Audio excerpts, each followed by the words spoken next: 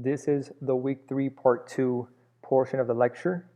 Right now we're going to be going over parts 2, 3, and 4 of the objectives that I showed you in week 3 part 1 of this lecture. So let's go ahead and get started with part 2. We're going to be discussing data sets that depict crime trends throughout the United States, and the three major data sets that are used are the Uniform Crime Reports, the National Incident-Based Reporting System, and the National Crime Victimization Survey. So all data sets are different in that, give it 1 second for the bell. As I was saying, all data sets are different in the way that they do things. So for example, how the information is gathered, how the data is gathered may be different in how different agencies gather their data for the data set, and we'll discuss that in a little bit. No one data set tells us everything, which means that while some data sets might have strengths in one area, they will have limitations in others. Data sets will actually vary, whether they are quantitative, which means it's only raw numbers, or qualitative, where it might involve surveys and questionnaires that victims might take, which I will also discuss in a little while. Data sets represent a picture of crime for specific populations, for a region of the country, a time frame from one year to another, months, or different stages of the criminal justice system. So it could be a data set that's used for law enforcement, for the correctional system, or for the courts. So the first one is the Uniform Crime Reports, and this represents one of the largest data sets in the United States. The FBI has been responsible for collecting and publishing the arrest data from police agencies in the United States. And these statistics are published annually and present the rates and volume of crime by offense type based on arrests made by the police. And this gives us a good general understanding of crime throughout the United States. So the Uniform Crime Report organizes crime into two categories. And these are known as type 1 offenses, which are also known as index crimes. And there's 8 separate offenses that are divided into 2 categories, which are violent crime and property crime. So violent crime includes what you see here: murder, aggravated assault, rape, and sexual assault, and robbery, while property crime includes burglary, motor vehicle theft, larceny, theft, and arson. For each of these offenses, agencies report on the number of crimes known to the police, the number of arrests made, and the age, race, and sex of the offender. So there is offender data that comes with this. So I'm going to show you guys really quick what the FBI statistics, the Uniform Crime Report, looks like. And this is for 2017 for hate crimes, all right? So I have it here picked for the incidents, offenses, victims, and known offenders. All right. So, for example, anti-white incidents for hate crime, there were 741 incidents, but 844 offenses. Now that may not make sense to you just yet, but it will in a minute when I explain why there's a different number of incidents and offenses. While there was 864 victims, right, for anti-white hate crimes. If we look at, for example, anti-black or African American, right, we have X amount, 2,000 incidents, and then different offenses. So this is just for hate crimes, right? We could look at, for example, incidents and offenses. There's different tables here. Let's look at table 1. All right. Table 1 shows us what we were earlier. So let's go to, let's see, table 5. See what we have here. Okay. So this is the offender's race, right? The offender's race up here, and against who they did it or what type of crime it was. So this is how the FBI Uniform Crime Report looks, and this is right now I'm in the subcategory of hate crime. So you could do general crimes. I just wanted to show you something different because I spoke of the type 1 crimes in the PowerPoint. All right, so you could just go home. You could play around with this at home if you like, or we could take a look at it in class. And for example, we have 2018 crime in the United States. And here I'll just pull up quickly. Let's see, percentage by region. This is just quick, right? So violent crime in the Northeast, Midwest, right? I would drop from 2017 to 2018. It went up by 0.2 points in the West. Murder dropped. Rape increased or dropped in some areas. So let's get back to it. So now let's continue looking at the Uniform Crime Report. So the Uniform Crime Report gives us a good idea of the crime rates throughout the United States. It compares the number of occurrences of a particular crime to the size of the total population. And this helps us understand the trends of criminality and victimization over time. So this is good to see if crime is rising, staying stable, or going down, right? We want to know that if the policies that are being implemented, if they're having an effect, and this is where you see the tables where they show a line from one decade to the next, and they're either going up or down, and criminal justice practitioners obviously want it to go down. Now, the calculation of the crime rate is done for every 100,000 residents, right? So we do, if you go to page 57, the way we look at burglary, for example, right, in 2004, you could see that there was 730 incidents of burglary for every 100,000 people. Now, the reason that we do a rate is because it wouldn't be fair to compare the total number of burglaries in Florida compared to the total number of burglaries in Rhode Island, because Rhode Island is much smaller, so you would expect a much smaller amount of burglaries. So that's why you set it for every 100,000 people. That way you can compare across states or across regions or across countries. Give me 1 second, Mr. Penna is at the door.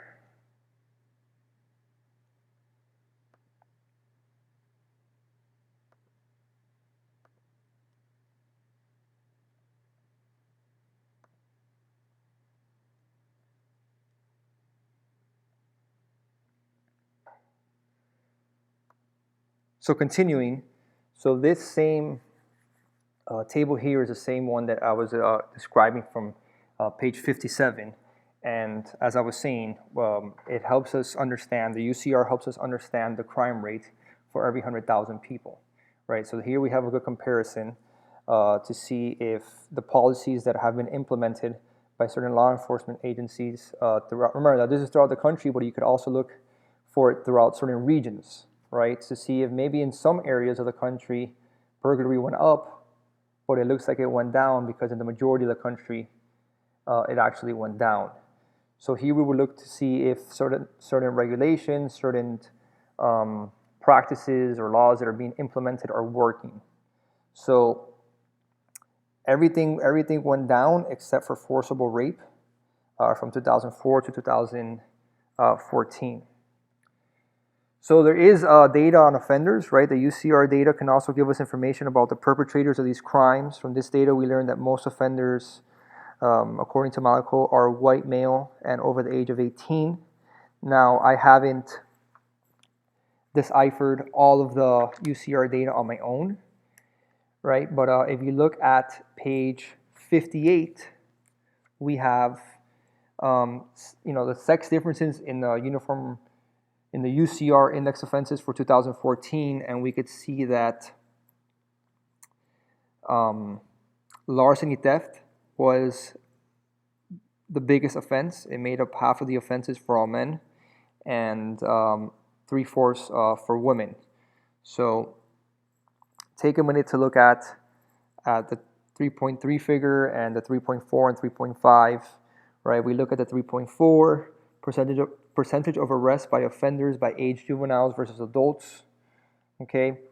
So under 18, right? This is something we're going to look at later on throughout the course, how certain individuals in certain age groups tend to commit crimes at a higher rate. And then we look at arrests of offenders by race in 2014. So for total, whites make up, the biggest percentage, but Keep in mind that whites are the majority in the United States, okay? And for murder and non-negligent manslaughter and robbery, it's actually blacks, okay? Now, you may be wondering, where are the Hispanics, right? So the Uniform Crime Reports, they have data on race, but not on ethnicity. So white, black, American Indian, Asian will be considered an actual race, but Hispanics are considered an ethnicity, and that's why Hispanics are not there. Hispanics may fall under white. So let's carry on and discuss the limitations of the Uniform Crime Report. Like I said earlier, not every data set is perfect. So it's flawed because the majority of the crime categories, except homicide, it's flawed for the majority of crimes except homicide, and you'll see why when we compare it to NIBRS, which is the next data set. And it only reports crimes that are reported to the police, which leaves out what is called the dark figure of crime. Now, think about it. Are all crimes reported, right? And the answer is no. So those crimes that go unreported are not part of this data set. So we don't have an accurate picture of all crime throughout the United States because it's only the reported crimes, okay? There are certain crimes, for example, different types of sexual crimes that have a high rate of underreporting, which we'll discuss later in the course why. So maybe there might not be a complete accurate picture of those type of crimes. Then there's a limited definition of the crimes, and then there's something called the hierarchy rule. Now, the hierarchy rule is something that will allow to not depict the entire picture of crime because the reporting of the crimes to the UCR program is incomplete, as the most serious crime is reported in cases where multiple crimes are committed during a single criminal event. So if someone's on a crime spree and they commit several crimes, the only crime that will be reported is the most severe crime. Another limitation is that the reporting of this data is organized annually, and unfortunately it's not live, all right, or monthly, so it takes a while to be able to look at the crime trends. And the participation by agencies in reporting to the UCR program has fluctuated over time. It's not mandatory for police agencies to send their data to the FBI in order to input it into the Uniform Crime Report. So not every single agency reports their crimes to the FBI. All right, if you have any questions about this, or if I wasn't clear about something, make sure you jot it down and ask me during class. Next up, we have the National Incident-Based Reporting System, also known as NIBRS. All right, this was implemented in 1988. All right, so it came after the Uniform Crime Report. It involves data on 22 offense categories and includes 46 specific crimes known as Group A offenses. So it already off the bat has more different types of crimes in the UCR. It has data on 11 lesser offenses, which is Group B offenses, are also collected. And unlike the UCR, which organizes its data into violent and property crimes, the NIBRS divides it into 3 different themes, which are here on the next slide, which are crimes against persons, property, and crimes against society. Now, NIBRS looks at the hierarchy rule different than the UCR. So NIBRS changed the hierarchy rule that was part of the UCR. What this means for NIBRS is that cases that involve more than one specific offense will now count toward all of the different offenses that are reported and not just the most serious event. So remember when I said why the incidents and offenses were different when we looked at the UCR? Here, when we look at this data set, the incidents and the offenses should be the same because they do not do the hierarchy rule. NIBRS data are collected on both completed and attempted crimes. So not only completed crimes when there is a police report, it could also be an attempted crime, which helps paint a better picture of crime throughout the United States. Overall, NIBRS allows for a more comprehensive understanding of crime. compared to the UCR. This is not to say that NIBRS does not have limitations, which we will discuss in a minute. So from what I described earlier, you can see that NIBRS has a greater detail the types of crimes that are reported to the police, right? And the reports include information on the age, the sex, and the race of not only the offender, but the victim as well. So if this information is collected, this is good because now we have data on the victim-offender relationship, which is something that the UCR won't give us, right? So for example, in 2014, NIBRS data pointed out that almost 22% of offenses involved a family member as the offender, compared with 57.2% who are known offenders and 10% that involve strangers. So this is good for looking at crime trends, right? We see that 1/5 of crimes or offenses involved family members, where over half the offender and the victim knew each other. It also describes the type of force and the weapons used. So this one's a lot more comprehensive. If you look at table 3.1 on page 63, it shows you all the categories. I'm going to show you NIBRS quickly here. Again, you could play with it at home, or we could look at it briefly over in class. Okay, so this is a website. You see the link up here. You could simply search, FBI or just NIBRS, and it'll come up. So here, so I don't have to click through it with you guys. I came down to Florida, and this is the Florida. This is the data that they have for Florida. This is violent crime, the trends. Again, it's going down for Florida, which is a good thing, right? Went up a little bit and then back down for the United States. If we want to look at, let's say, homicide specifically, all right, burglary. And this is just a time series showing from 2007 to 2017. If we want to go more in depth, we would have to play around and look at the actual crime statistics, the quantitative numbers that they have here. All right, and you could change the time periods. So if you guys want to take a look at that in class or at home, feel free. So let's continue. Now, NIBRS, while it does cover some of the limitations that are that the UCR has, it still has limitations of its own, right? And those limitations are that it remains an incomplete source due to the small number of agencies that are currently certified to submit their data. So again, not every single police agency throughout the country is submitting their data to NIBRS. In 2014, only 33 states were certified by the FBI to submit their data. And again, this is only on reported completed crimes or on reported attempted crimes. So again, crimes that go unreported are still unaccounted for, just like the UCR. So here are the 22 offenses that are, here are the types of data that are collected in NIBRS, right? The crimes included on the left, the victim demographics, the offender demographics, right? And this is what's good here, right? That is a very good gap that's not covered by the UCR. It's the victim-offender relationship, the characteristics, the time and place, all right?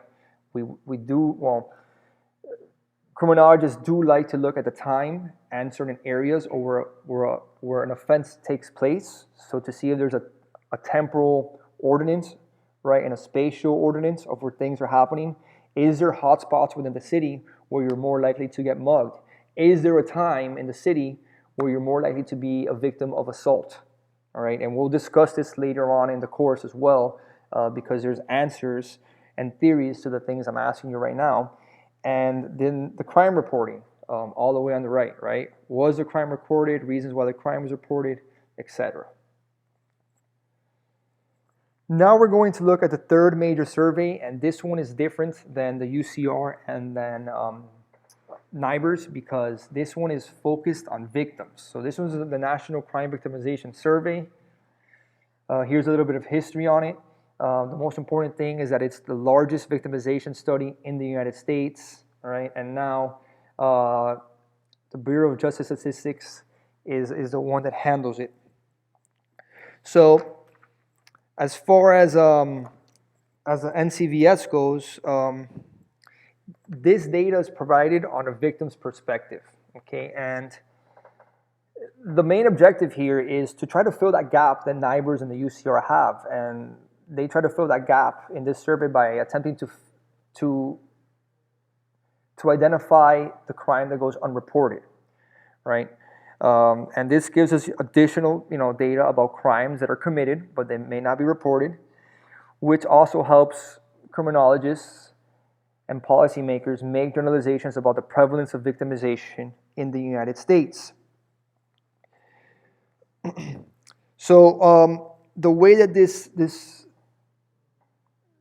data is collected is that it is a survey, right? It's a household survey, so it's sent to households. It's anonymous, from my understanding, and individuals fill it out. So in 2011, for example, the NCVS interviewed 143,120 individuals that were older than 12 years old and 79,800 households. Based on the survey findings, the Bureau of Justice Statistics makes generalizations to the population regarding the prevalence of victimization in the U.S. So this does a good job, again, of covering the dark figure of crime that the UCR and NIBRS don't get. Then we have other data sets that are used by other countries, right? Other countries, they have their own crime problems, or they also want to see their crime trends. So, for example, Australia has the Australian Bureau of Statistics, which is like our Bureau of Justice Statistics that collects data as well. Germany has the Federal Criminal Police Office of Germany, right? So why would we want to look at Australia or Germany or the United Nations Survey of Crime Trends and Operations of Criminal Justice Systems? Why do we care? Why do we care how crime is doing in Australia or Germany? Well, the answer is that maybe Australia and Germany or other countries that are in that survey within the United Nations survey do things different than the way we do them here in the United States. So there is a subfield within criminal justice called comparative criminal justice, and it is comparing how different countries vary in their criminal trends, right? So for example, there's a good amount of literature on Portugal and the Netherlands, comparing them to countries who did not decriminalize the use of marijuana and looking at their crime trends or addiction, for example. So they took a different perspective at dealing with marijuana and drugs, and we want to compare their crime rates with other countries that did not take that same approach and see who had a better or more beneficial outcome per se. So this is why these international data sets or data sets from other countries are important. We also have self-reported data sets, right? And these data sets ask people about the types of behavior that they engage in. So remember, not everything is documented or reported. And this is another source of data available that can shed light on offending behaviors, right? So things that people do that they might not get caught for, this will paint a better picture of the things that they're doing. So the type of individuals that are targeted for these type of surveys are people that are at risk, or even general populations, right? Studies of offenders involved in the criminal justice process. So we might want to do a self-report survey on inmates in correctional institutions and in prisons.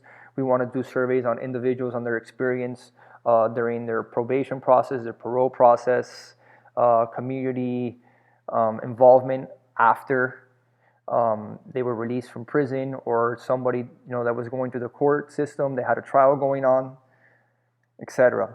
Convicted offenders that are either incarcerated or participating in a community-based sanction, these are the perfect individuals to get these interviews with or surveys with, as I just stated earlier.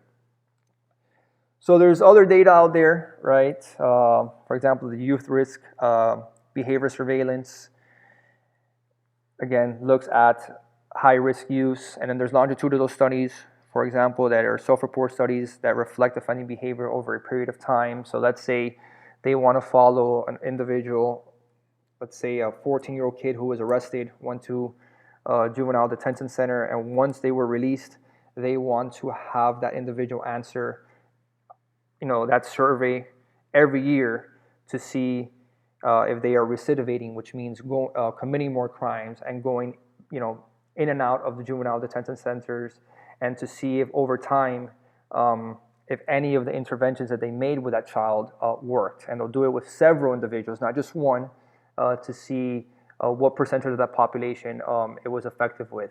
If you guys ever seen Scared Straight, right? There's longitudinal studies to see, the kids that were on Scared Straight, let's compare them to kids that were not on Scared Straight, but that were also acting up, and see which group did better in the long run. They also did the same thing with DARE, right? I'm not sure if you guys are familiar with the 5th grade program DARE, that is a prevention and awareness about drugs. Kids that are exposed versus kids that are not. Which ones end up reporting higher rates of drug use in the long run?